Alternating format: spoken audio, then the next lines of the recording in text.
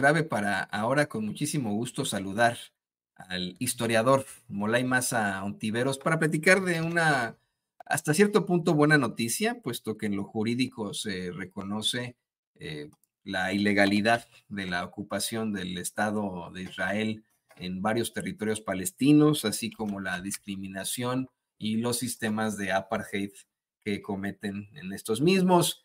Lo acaba de determinar la Corte Internacional de Justicia a una serie de preguntas que desde diciembre hizo, hizo Naciones Unidas. Pero bueno, vamos a hablar de esto a grandes rasgos. Te saludo con mucho gusto, Molay. Bienvenido a Sin Censura. ¿Cómo te va? Hola, hola, buenos días, ¿cómo están? Ya casi tardes. Acá yo batallando con el sistema de cómputo, pero bien contento de verles y pues expectante, ¿no? Expectante a lo que vaya pasando en tierra de conquista y en tierra de liberación en Palestina. Eh, pero bueno, hay algunos asegúnes que hay que considerar, ¿no? De las definiciones legales que están sucediendo. Correcto, o sea, ¿tú no tienes problemas ahora con esto de Microsoft? Yo Estamos espero viendo que no. una pantalla azul. Yo espero que no. No, el problema que tengo es que hace un tiempo un gato que yo tenía le brincó encima de la computadora y la pantalla quedó con un falso contacto. Entonces a veces la muevo y dejo de ver, ¿no? ¿Y qué le pasó al gato? No, él está muy contento, muy feliz, muy alegre. También tengo un par de gatitas aquí en mi casa, pero efectivamente, como bien menciona Molaya, hay tanto que analizar en cuanto a lo jurídico, en cuanto a la terminología.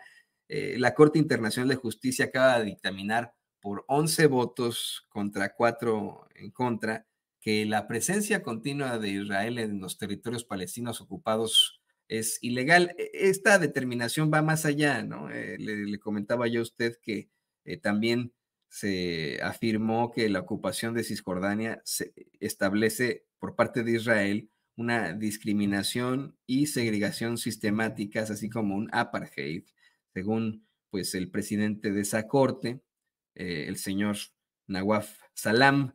¿Qué nos puedes decir sobre esto, querido Molay? Pues para para las personas que hemos estado, ahora sí que desde nuestra tierna infancia, siguiendo el caso palestino y, y tratando de hacer todo lo que podemos porque el pueblo de Palestina se libere de esa ocupación terrorista. Esta noticia es como un sabor agrio, ¿no? Agridulce, ¿no? Eh, si estuviéramos hablando de una situación distinta, no sé, donde hubiera la pretensión de un Estado imperialista de conquistar un territorio, ¿no? Y hubiera una reacción en tiempo y forma para frenar esas intentonas, pues eso sería una buena noticia, ¿no?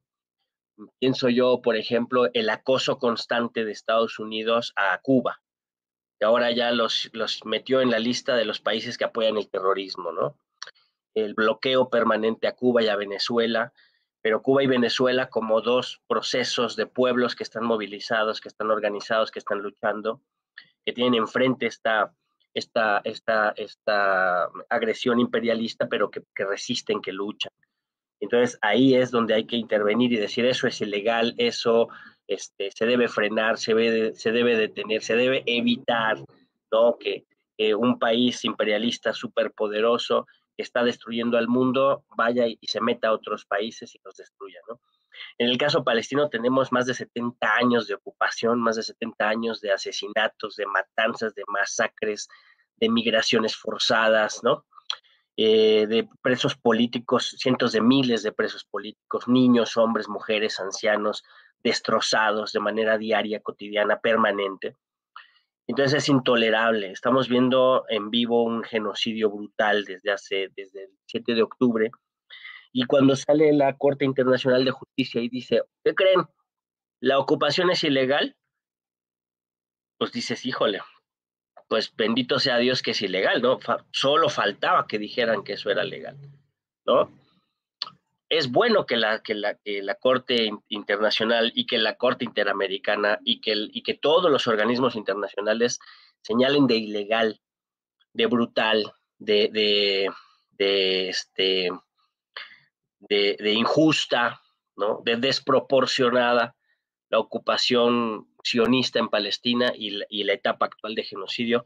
Y yo insisto mucho en que estamos viendo una versión siglo XXI de la solución final, ¿no? Es bueno que se posicionen en ese sentido, pero es insuficiente, ¿no? Totalmente insuficiente, porque se necesita una fuerza material concreta que detenga el genocidio, ¿no?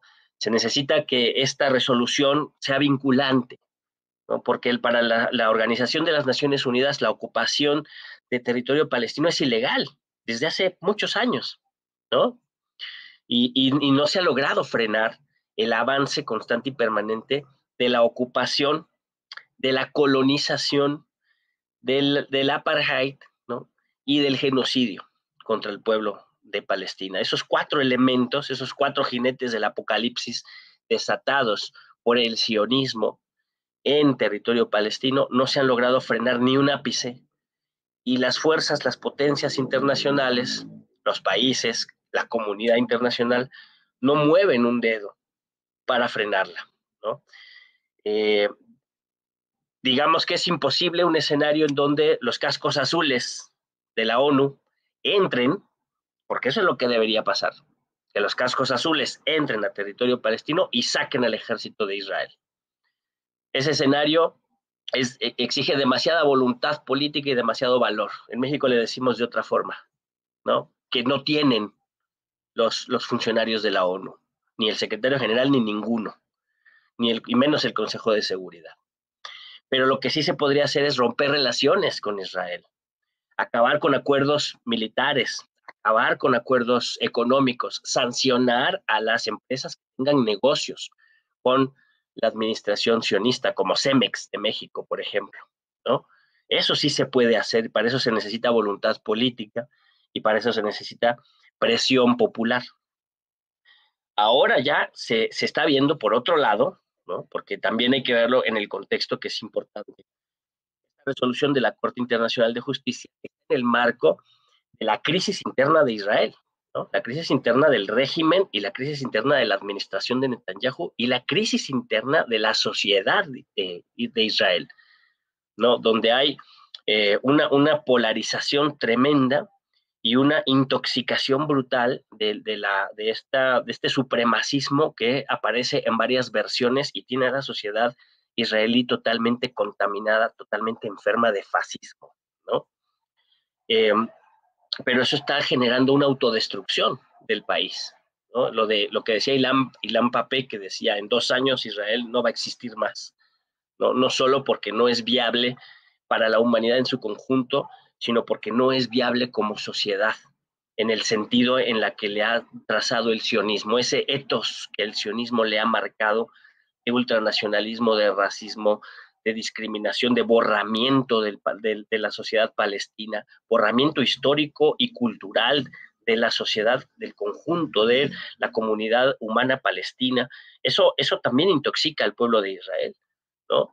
Y de esta noción supremacista, sionista, no se le puede decir judía, sionista, que ha permeado, que se ha convertido en una cultura también étnica, etnocéntrica de ese pueblo, la está llevando a la destrucción, pero ha generado conflictos con Hezbollah, ¿no?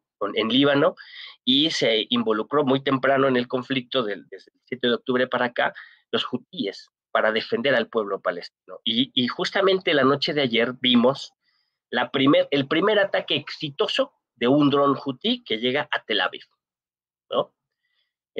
Se ha visto progresivamente cómo cada vez tiene menos capacidad de agresividad, porque ellos le dicen defensa, pero ellos siempre para los israelíes siempre dicen que ellos se defienden, ¿no? Su ejército se llama fuerzas de defensa, ¿no? Pero no, ellos son los que agreden, son fuerzas de agresión internacional.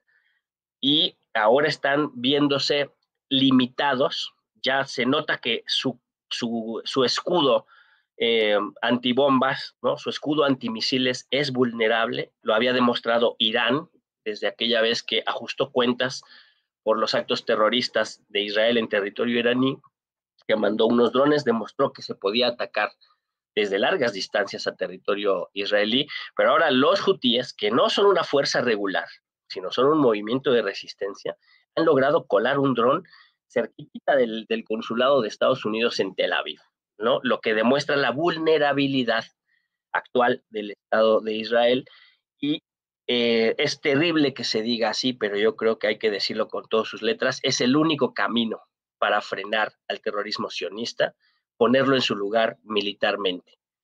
Y obviamente eso Estados Unidos no lo va a permitir, pero de que hay resistencia, de que hay lucha y de que se van a ajustar cuentas con los sionistas, se van a ajustar, tanto en términos históricos, legales, cosa que demuestra la Corte Internacional de Justicia. Por eso es importante y por eso hay que celebrar la resolución, no porque sea efectiva, sino porque está trazando el marco de la derrota del sionismo en no mucho tiempo. Lo único que podría salvar a los sionistas es cambiar de política totalmente, y como no lo van a hacer, se parecen mucho a cierta oposición de un país americano, que no, su nombre empieza con M, que están aferrados a la misma lógica de destrucción y de autodestrucción, y que esa lógica los va a llevar al fracaso y a la derrota. Entonces, más tarde que temprano vamos a escuchar el, la caída de ese Estado terrorista, y va a ser muy dolorosa porque no va a ser pacífica esa caída, ¿no? Y bueno, pues los pueblos del mundo ya no creemos, ¿no? Nadie con un poquito de información se cree el viejo cuento que era muy popular antes del 7 de octubre del año pasado, de que los israelíes eran lo mismo que los judíos, sionista era igual a judío, ergo víctimas de la Segunda Guerra Mundial, por lo tanto podían hacer lo que quisieran. Ese cuento se les cayó. Esa es una de las grandes derrotas culturales del terrorismo sionista. Están siendo acosados territorialmente por los conflictos que han abierto a nivel regional y que pues los hace vulnerables internamente también. Están asolados por la crisis interna y por la fractura de su sociedad y de una cultura que está podrida del corazón y de la mente, y están condenadas a la derrota jurídica y política a nivel internacional. Eso es a grandes rasgos un marco en el que podemos observar este proceso.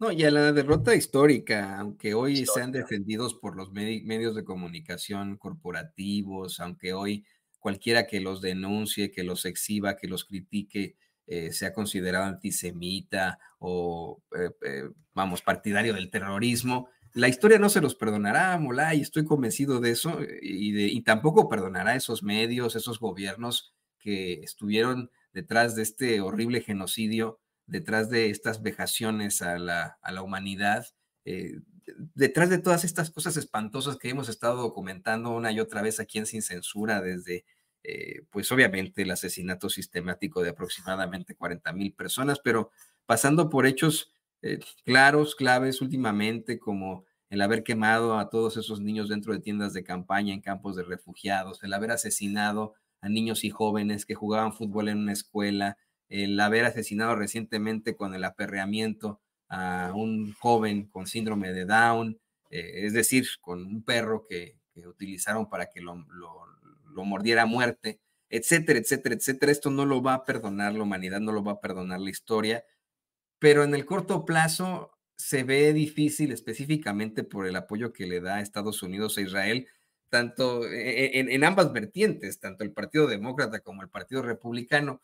Le voy a pedir al equipo que nos grabe, porque anoche, en su discurso de aceptación pues a la candidatura republicana, Donald Trump cierra su discurso. Eso son las últimas de las últimas de sus palabras, haciendo una advertencia muy fea. ¿Qué digo advertencia? Una amenaza. Dice: regrésenos a nuestros rehenes antes de que yo llegue a la presidencia, o enfrenten las consecuencias severas. Lo dio a conocer así antes de terminar su discurso. Además, bueno, un discurso plagado de planteamientos antiinmigrantes, racistas, xenófobos, etcétera, etcétera. Y pues bueno, vamos, creo que lo dice Trump, pero viene siendo exactamente lo mismo que plantea la actual administración, que está apoyando por sobre todo a Israel.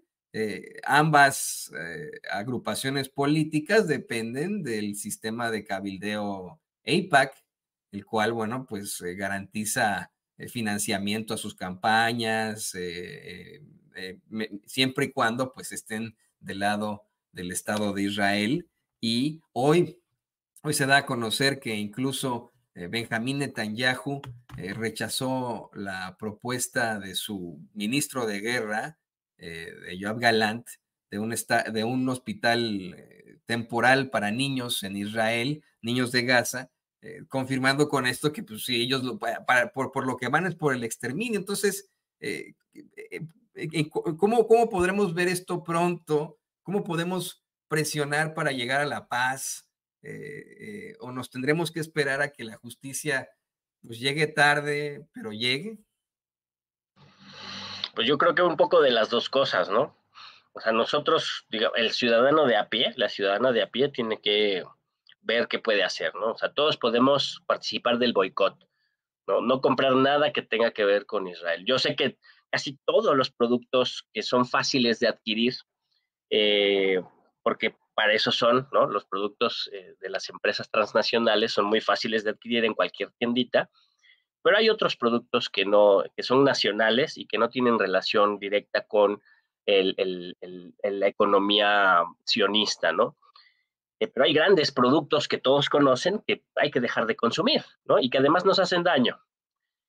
Hay que movilizarnos, ¿no? Hay que movilizarnos en la calle, hay que poner nuestra bandera de Palestina en la ventana, hay que presionar en redes sociales, hay que mandar todos los días, todas las veces que podamos, información y la demanda de ruptura de relación a nuestras autoridades, ¿no? Nuestras autoridades universitarias, nuestras autoridades en la alcaldía, nuestras autoridades en la ciudad, nuestras autoridades en el estado donde estemos, las autoridades nacionales de relaciones internacionales y las autoridades políticas. Hay que estarlas presionando, diciéndoles, es inmoral, es antiético, es aberrante, es cobarde, es miserable mantener relación con una entidad terrorista, asesina de niños, como es la ocupación israelí de Palestina, ¿no? Creo que esa parte nos toca a todos y lo podemos hacer, no nos quita nada hacerlo. La otra parte es la parte que les toca a la comunidad internacional y a la gente que está en las grandes ligas de la política, ¿no? Que tienen que escuchar a sus pueblos, tienen que escuchar las movilizaciones, tienen que escuchar el clamor que hay en redes sociales, que por mucho que sea la propaganda sionista que ocupa los grandes medios masivos de comunicación, las grandes empresas transnacionales de la comunicación, el clamor popular ¿cómo se dice? Desarrollado y desenvuelto por todo el planeta, y hay grandes movilizaciones, ¿no? Que se han hecho por todas partes en contra de la ocupación sionista. O sea, los pueblos están hablando en contra de la ocupación sionista. Y por otro lado, también esto es muy interesante porque se notan los dos campos de la política internacional, los campos más progresistas, los campos más abiertos, más democráticos, desde la izquierda radical hasta la izquierda más moderada y más centrista, hay un consenso generalizado de que se tiene que acabar con el genocidio, ¿no? Ya de ahí hay matices. Algunos queremos que desaparezca Israel definitivamente y otros dicen que no, que hay que hay que regresar a los acuerdos de Oslo y los dos estados. Ahí hay muchos matices y mucho debate, pero hay un enorme consenso en todo el campo popular y progresista a nivel mundial. El consenso es que se detenga el genocidio en Palestina y que se rompa relación con Israel. Y del otro campo está la derecha, lo que llama el presidente Andrés Manuel López Obrador, la derecha cínica, ¿no? Muchos le decimos el fascismo o la ultraderecha, ¿no? Y la derechita cobarde, que le dicen los de ultraderecha, la derechita cobarde, antes se le llamaba la derecha moderada, y el presidente Andrés Manuel le llama la derecha hipócrita, ¿no? Este campo está muy definido también. Está definido a favor del genocidio, ¿no? Y está definido y tiene sus prohombres, ¿no? Tiene sus representantes como Donald Trump, como Javier Milei, como esta Giorgia Meloni, ¿no? Como esta Marie Le Pen, ¿no?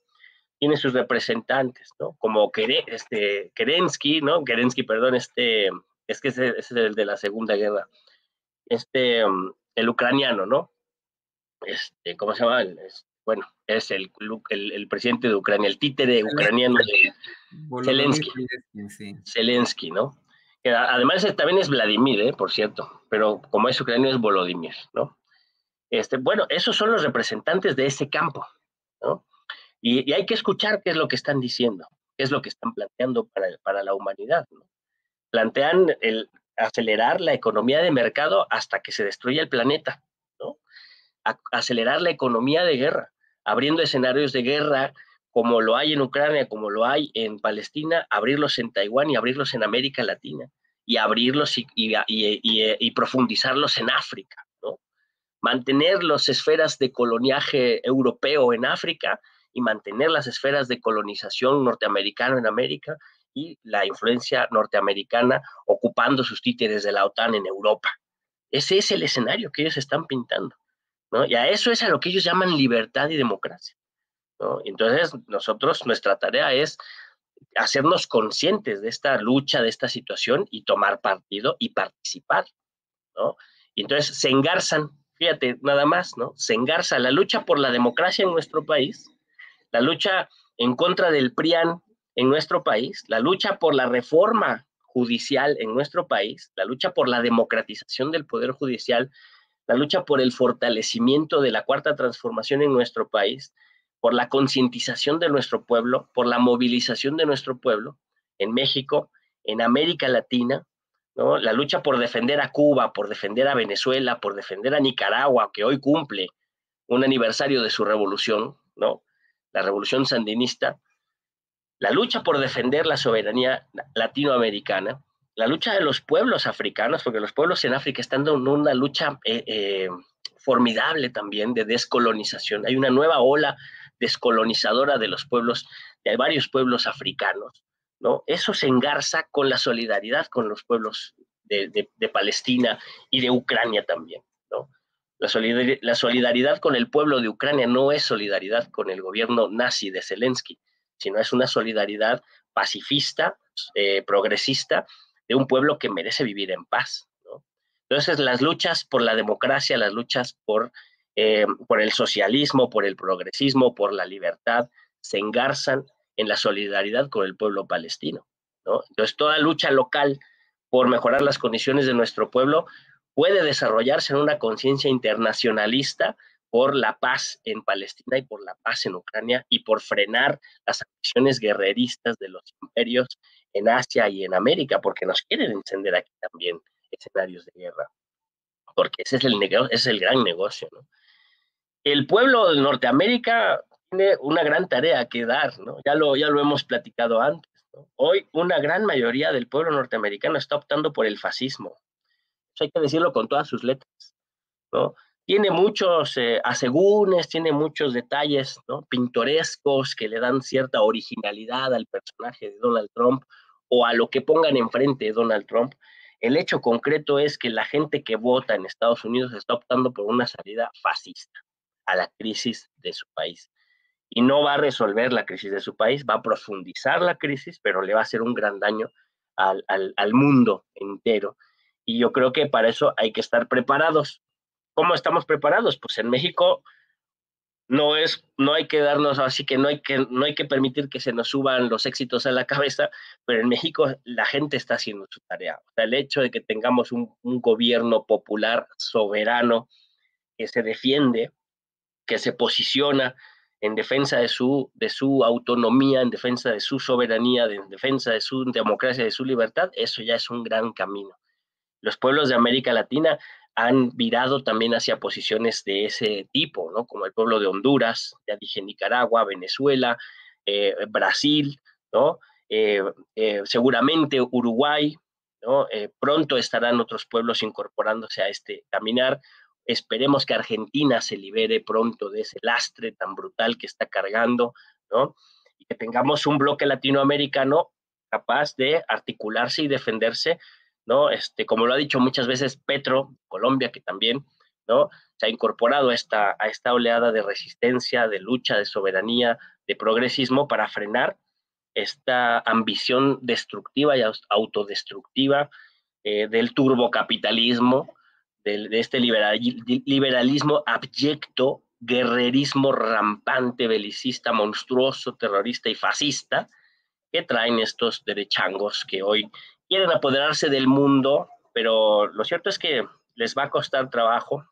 Hoy son los nuevos dueños del planeta, los grandes ricos, los grandes fondos de inversión, los nuevos feudales, los nuevos señores feudales internacionales de un sistema global bancarizado, pero la esperanza está abajo con los pueblos y, como lo digo, es momento de luchar local para ser solidarios a nivel internacional y no bajar nunca la bandera de Palestina, que hoy por hoy es la bandera de la humanidad. Yo estoy totalmente de acuerdo contigo absolutamente, querido Mola, y así se ha pues enarbolado la humanidad en estos últimos tiempos. Es un clamor en todas partes que los medios, insisto, ¿no? Siguen intentando pues ocultar, quitar, remover, que las élites no quieren mostrar, ¿no? Pero sigue siendo exactamente ese clamor del mundo. Y te agradezco, como siempre, por estas reflexiones tan importantes, tan fuertes, tan enriquecedoras aquí en Sin Censura. Te pido también, por favor, que nos compartas tus redes sociales para que la gente se ponga en contacto contigo. Pues yo estoy en el Facebook, a ver si no se cae esa chingadera, porque fíjense, ahora que se cayó todo el pinche rollo del Microsoft allá en Europa, que hasta cancelaron vuelos y todo eso, se nota la vulnerabilidad de depender de empresas privadas para hacer que el sistema funcione. Aguas, aguas, aguas. En México también, en México, Estados Unidos. Por eso digo, hay que reunirnos, hay que platicar entre vecinos, hay que hacer los círculos de estudio cara a cara, de manera presencial, porque las redes sociales luego nos pueden jugar tretas que solo se van a lograr superar si estamos en contacto directo y organizados de manera real, concreta, comunitaria, territorial, con nuestras familias, nuestros vecinos, nuestra ciudadanía, ¿no? Con el conjunto de la ciudadanía. Hay que articularnos, hay que organizarnos, hay que discutir. Yo estoy en el Facebook como Molay Maza y estoy en el X, ahí aparece como Molay Maza también. Maza Molay en TikTok, me parece, y pues ahí me encuentran, ¿no? Estoy a su servicio, ya saben, yo soy sangre y carne del proletariado internacional y siempre dispuesto a luchar con mi pueblo por la libertad total. Y pues síganos también en la 4TV, ahí están las noticias y las entrevistas con las que yo ando trabajando. Ojalá los pesquemos a ustedes algún día por acá, que puedan venir al estudio, tú, Toño, Vicente Serrano, ¿no? Varios camaradas que quisiera yo charlar con ustedes acá en el estudio de la 4TV, que se transmite los programas matutinos a las 12 del día y vespertinos a las 8 de la noche. Ahí nos pueden ver. Ahí hay cosas muy interesantes. Pues a mí siempre que me invitan voy, así que te quiero advertir que voy a estar en México en algunas. Por favor. Pues por favor. Gusto, ¿eh? Sí, ¿Con Ceci agendamos? Sí, claro. Excelente. Ahí está mi teléfono, así que. Por favor, avísanos para que vayas al estudio. Con mucho gusto, Molay, de verdad. Pásale el recado a Vicente también, por favor. Con gusto. Bueno, a lo mejor podemos ir hasta los dos. Estaría re bien. Fíjate que sí. Se pondría loquísima ahí la cosa. Estaría re bien. Ojalá que sí. Avísenme. Bueno, pues un abrazo enorme y muchas gracias por este espacio. Esto es una trinchera de la verdad y de la libertad invaluable. Y desde aquí un saludo y una felicitación al pueblo de Nicaragua por el aniversario de la Revolución Sandinista. Un 19 de julio de 1979 triunfó la revolución en contra de la sanguinaria dictadura de Somoza. Se perdió en Nicaragua, otro hierro caliente. Exacto. Sí, vamos a cantar esta. Ándale, hay que ponerla. De Nicaragua. Canción urgente. Pues ahí tiene usted, gracias, claro que sí, querido Molay, qué gusto platicar contigo siempre de esto y nos veremos muy pronto. Y tiene usted al historiador Molay Maza Ontiveros aquí en Sin Censura, qué interesante siempre lo que nos plantea. Y él siempre está pendiente de todos los programas, nos ve desde muy temprano, como el maestro Horacio Franco, desde tempranito. A mí sé quién nos ve desde temprano, Paco Cruz, todos ellos están así desde todo ahí, así nos ven así tempranito, y ahí se van, como muchos de nuestros colaboradores, y usted que nos ve y que nos escucha, que es la voz más importante de Sin Censura. Pero, ¿qué le parece que vamos